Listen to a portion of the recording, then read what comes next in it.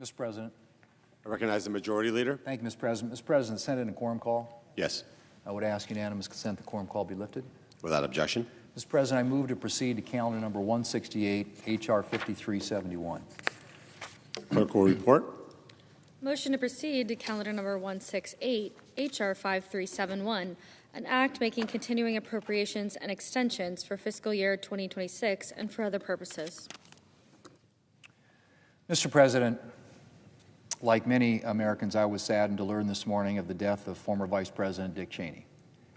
Dick was a lifelong public servant who believed very deeply in our country and brought his considerable knowledge and intelligence to its service. As Secretary of Defense and later as Vice President, he played a key role in shaping policy on many of the most consequential issues of his day. He was also an avid outdoorsman and fly fisherman who loved spending time in the mountains of his home state. I enjoyed having him in South Dakota and showing off some of what our state has to offer. Mr. President, my thoughts and prayers today are with his wife Lynn, with his two beloved daughters, and with his 7 grandchildren. Mr. President, quote, "Every day gets better for us," end quote. Those were the words of the Democrat leader a week into this shutdown, reflecting on the supposed benefits, political benefits for Senate Democrats. Mr. President, I guess it's nice that every day is getting better for Senate Democrats, because it sure isn't getting better for anyone else. We're in the 6th week of the Democrat shutdown, Mr. President.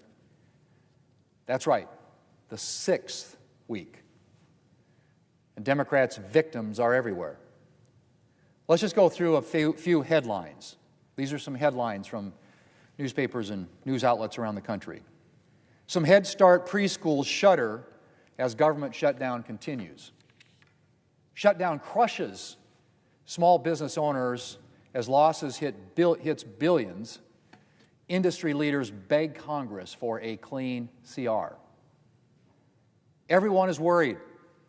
Dallas SNAP recipients navigate uncertainty and dwindling funds. That's a Democrat shutdown at work, Mr. President.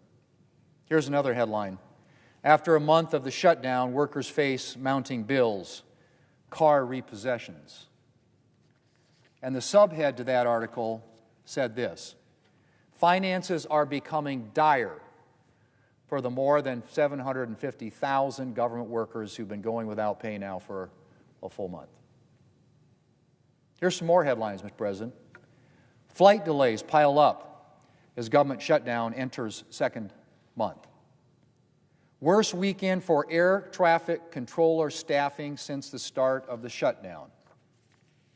Flight delays could worsen as government shutdown drags on. Could worsen, Mr. President. And we're entering one of the busiest travel seasons of the year with people making holiday plans with their families. Mr. President, there are a lot more headlines where those came from. People are suffering, all because Democrats can't bring themselves to accept a clean, nonpartisan funding bill. Mr. President, the list of people begging Democrats to pass a clean government funding extension is long, and it's growing longer.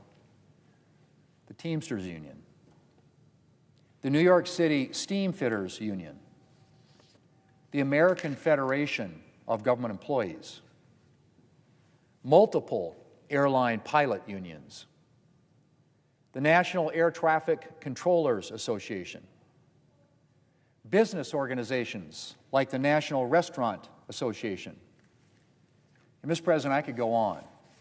All of these organizations are begging Democrats to take yes for an answer and support a clean, nonpartisan bill, the one sitting right there at the desk that is available to be picked up and passed today, sent to the President, signed into law, and the government opens.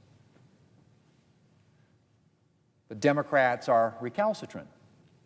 Mr. President, for a party that claims to represent working people, it is striking to me how very little Democrats seem to care about working people during this shutdown. The senior Democrat from Vermont published an op-ed this weekend in which he calls for this shutdown to keep going forever, as far as I can tell. Of course, he attempts to claim that Democrats are doing this for working people. To which I say, Mr. President, give me a break. Democrats are injuring working people with their shutdown.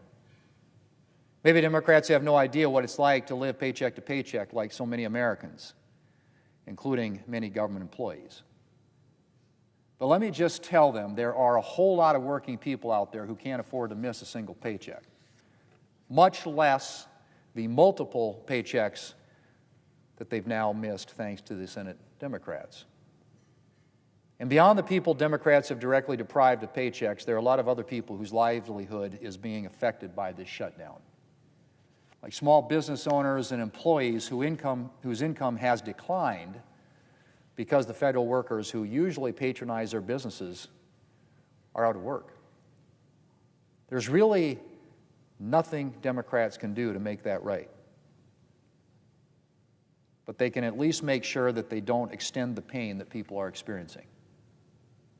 Later today, we're going to vote once again on a clean, nonpartisan funding extension, the one we voted on 14 times already, the one sitting right at the desk, Mr. President, that would open up this government today and make sure that all of those Americans will get paid.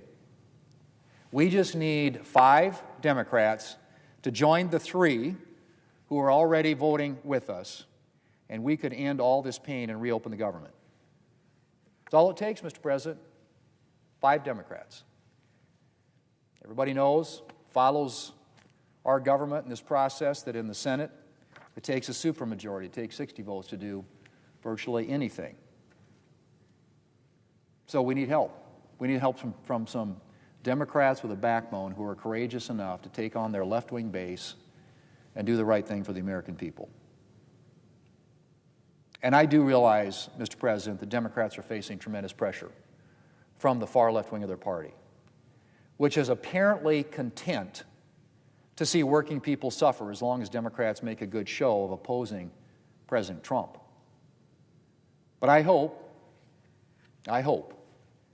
that there are at least those 5 Democrats out there who will look at the pain that people are experiencing and will say, enough is enough.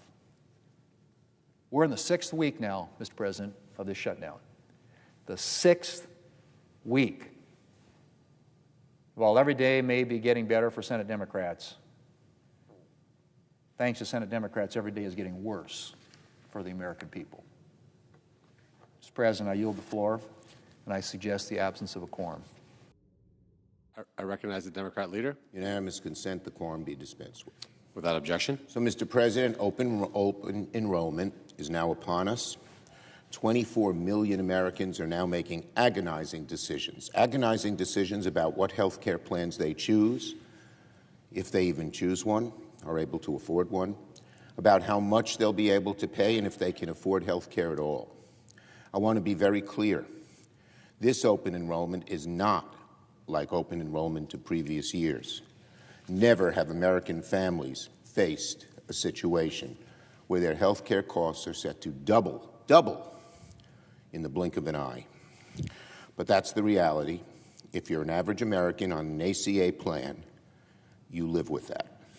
The average American on ACA plan will pay 114% more out of pocket. 4 million Americans will lose health insurance entirely. A 60-year-old couple earning $85,000 could pay a staggering $22,600 more a year. How the hell are they going to afford that? And make no mistake, some states will suffer more than others. Here are the states that have seen the biggest increase in enrollment because of the tax credits: Louisiana, Tennessee, West Virginia, Mississippi. In other words, red states. The biggest beneficiaries of these enhanced premium tax credits are red states, millions of people in each in Florida and Texas. Republicans seem ready to tell their own constituents back home, screw you, I'd rather cut taxes for billionaires. That's what's going on. Democrats are going to keep pushing to get these premium tax credits extended. We've asked Republicans to vote for it 3 times. They voted it down 3 times. We're not asking for anything radical. Lowering people's health care costs is the definition of common sense and of what Americans want, all across the spectrum. We want only what a vast majority of Americans need and want. They want to see the tax credits extended. The Senate deserves to see serious negotiations when it comes to health care. Republicans' outrageous delay has cost Americans already too much. I yield the floor and note the absence of a quorum.